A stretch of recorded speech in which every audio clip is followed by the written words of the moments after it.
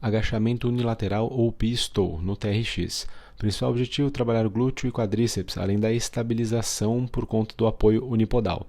Um dos pés firme no chão, inteiramente apoiado, para a realização do sentar e levantar ou agachamento. O outro pé, ele pode tocar o chão, mas como você está usando a fita, preferencialmente ele não deve encostar.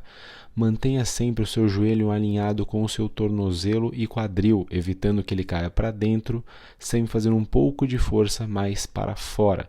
Abdômen contraído, dê ênfase na estabilização. O quadril vai lá para trás, o braço auxilia no apoio e procure manter o seu tronco ereto durante a execução.